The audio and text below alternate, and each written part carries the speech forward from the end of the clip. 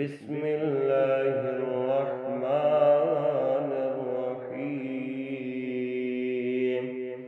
ألهاكم التكاثر حتى زرتم المقابر، كلا سوف تعلمون،